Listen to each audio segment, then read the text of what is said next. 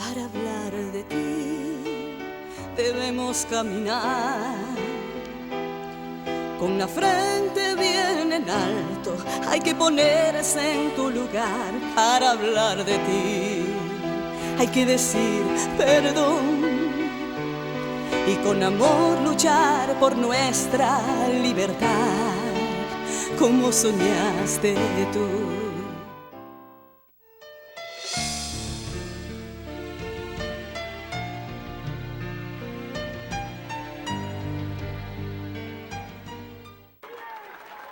Los dominicanos aprenderían su nombre en la madrugada de la democracia, presente aún la sombra que había acompañado a este pueblo durante más de 3 décadas. José Francisco Peña Gómez, maestro de escuela en un país de analfabetos, desconocido cuando el nombre y el apellido podían contar más que el dinero, negro en una patria racista. Peña Gómez se me presentó mientras yo estaba acostado durmiendo en el otro y me dijo: yo soy José Francisco Peña Gómez, orador, escritor, poeta, no sé qué cosa, profesor de yaguate. Y yo sé la labor que ustedes vienen a hacer aquí y me vengo a unir a ustedes para hacer el trabajo juntos. Ángel Miolán junto a Nicolás Silva y Ramón A. Castillo habían regresado del exilio 35 días después del ajusticiamiento de Trujillo, aquel jefe de la sangrienta dictadura que soyugó a los dominicanos durante más de 30 años. Traían la encomienda de enseñarle al país una palabra nueva: democracia. Entre los primeros en adherirse a esa causa estuvo Peña Gómez. Ramón A. Castillo dijo: yo tengo un ojo clínico y este muchacho será un gran líder en este país. Palabras proféticas, porque fue cierto. No solamente fue un gran líder en este país, sino un gran líder a nivel mundial. Miolán inmediatamente le dijo: pues usted va a ser el que va a organizar el meeting que se iba a hacer el 17 de julio. Y ahí Peña apareció y desde que pronunció ese primer discurso, todo lo que tuvimos en ese meeting nos llamó la atención y decíamos: pues, ¿y de dónde apareció ese moreno con esa capacidad oratoria? Él subyugó a la multitud ese primer día.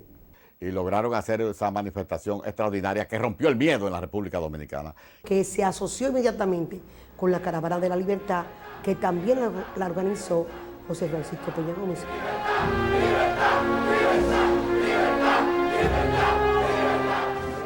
Marchó con la avanzada PRDista pueblo a pueblo, calle a calle, puerta a puerta, rompiendo miedo y buscando a los atrevidos, los dispuestos a enterrar el pasado de dolor y sangre y la presencia continua del terror.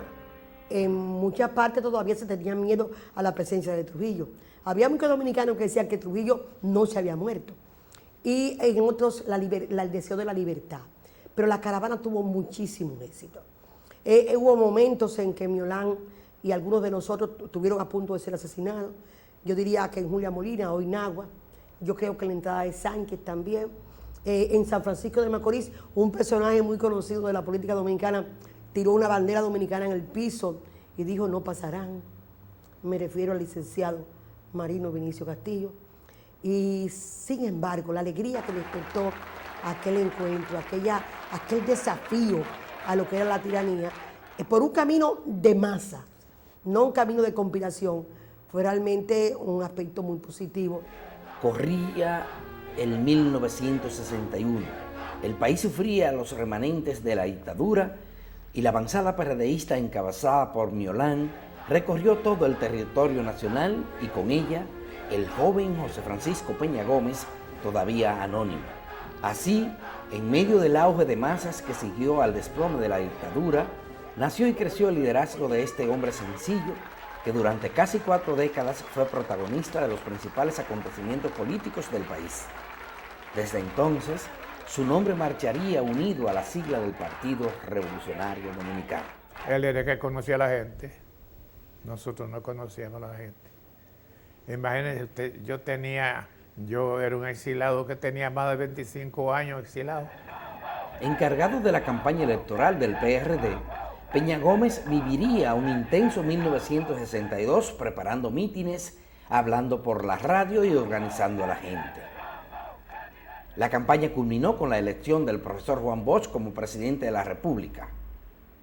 Bosch sería el líder y mentor en la formación política de Peña. A pesar de haberse integrado casi de inmediato a las labores políticas fundamentalmente de prensa y propaganda y de coordinación en los grandes mítines de la lucha antitrujillista, de los remanentes del trujillismo, José Francisco Peña Gómez viene a desarrollarse por un hecho histórico fundamental, el golpe de Estado del 25 de septiembre de 1963 que descabezó nuestra naciente democracia. El mismo día lanzamos a través de mimeógrafos un mensaje al pueblo dominicano para que se preparara, porque había que enfrentar el golpe de Estado criminal que se había ejecutado el 25 de septiembre. Ese golpe de Estado cívico-militar perpetrado contra las libertades públicas democráticas y que anuló la progresista Constitución del 63, de alguna manera descabezó la dirección del PRD. El profesor Juan Bosch, que era el líder máximo y presidente de la República, y casi toda la dirigencia fue deportada y perseguida. Entonces le correspondió al joven José Francisco Peña Gómez ocuparse de dirigir el Partido Revolucionario Dominicano.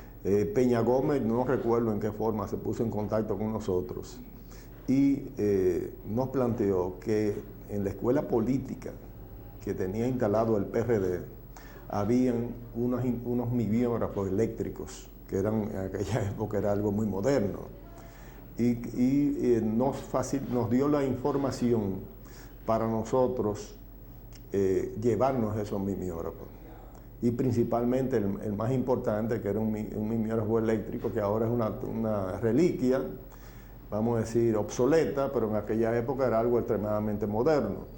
Y fue con el que el 14 de junio publicó durante todo el año 64 el periódico 1J4 en forma clandestina. Peña fue prácticamente el arquitecto de todo el movimiento revolucionario del 1965. Después del golpe de Estado, Peña nunca se rindió y comenzó a conspirar dentro de las Fuerzas Armadas con diferentes miembros de las Fuerzas Armadas, y además el programa que Peña tenía en Tribuna Democrática era un programa que lo oía el país entero, todos los días, y a través de ese programa él mantenía una agitación permanente. Esa es la razón que el día 24 de abril, cuando se sublevan los militares, llaman a Peña al programa de radio que él tenía en ese momento.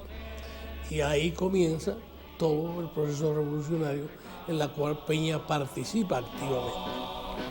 A luchar, soldados valientes, que empezó la revolución, a imponer los nobles principios que reclama la Constitución.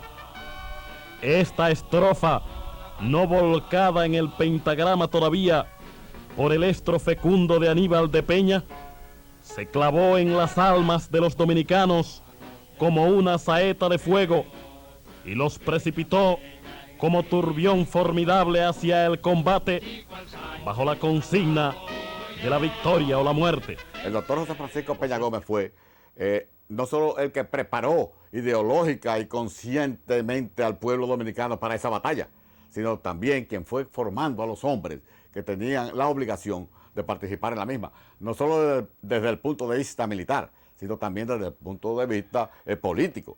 Él estuvo en la convocatoria de abril, pero en la negociación de la salida de las consecuencias de la intervención militar norteamericana. Este muchacho de 28 años llegó a la conclusión de que la matanza no podía continuar, que había que ponerle fin a aquella guerra que había llenado de dolor, de luto y de sufrimiento al pueblo dominicano, que no había escapatoria posible frente a la intervención extranjera que no fuera la negociación